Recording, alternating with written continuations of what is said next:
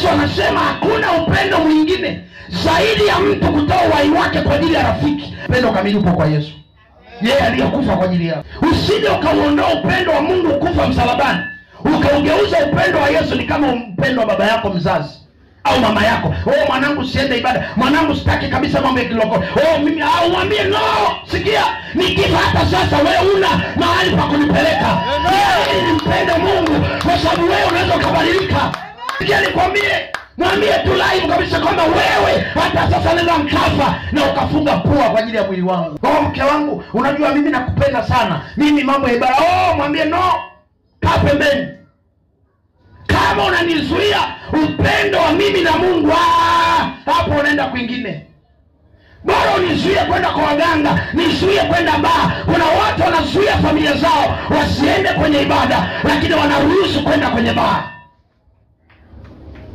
Mama natoka part night na marafiki zangu, mama hana shida, baba hana shida, ndugu hawana shida, waambie naenda ibada.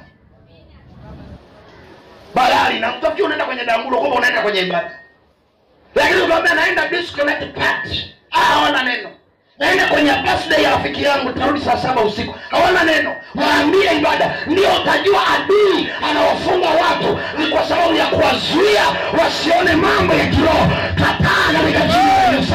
Waambie mimi nataka niwekeze upendo wangu kwa Yesu wala sio kwa wanadamu. Nataka niwe na upendo.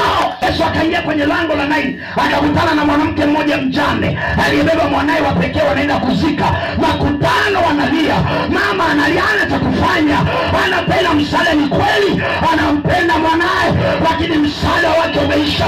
Yesu alipoingia kwenye lango akamwambia, mama unaenda wapi? Akamwambia naenda kuzika. Akamwambia weka jeneza chini, alafu nyamaza kulia. Mama anamwambia unajua ninampenda mwanangu. Yesu akamwambia najua unampenda, lakini huwezi kumpenda kuliko Bwana. Mimi nataka nikuoneshe upendo. Upendo wa Jehova sio wa kulia msiba. Upendo wa Jehova ni kurejesha kilichopotea, ni kufufua kilichokufa, ni kurejeshea amani tena. Akamwambia mwanamke nyamaza, nyamaza kulia. Anamwambia mwanangu alikuwa ni wa pekee. Yesu akamwambia leo nataka nikuoneshe upendo, unaitwa upendo wa Jehova. Akamweka jeneza, akagusa jeneza, anasema kijana amka amka.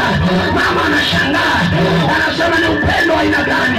Yesu akamwambia huu ndio upendo, unaitwa upendo wa Yesu, unaitwa upendo wa Baba. Ni kuamsha waliokufa, waliokata tamaa,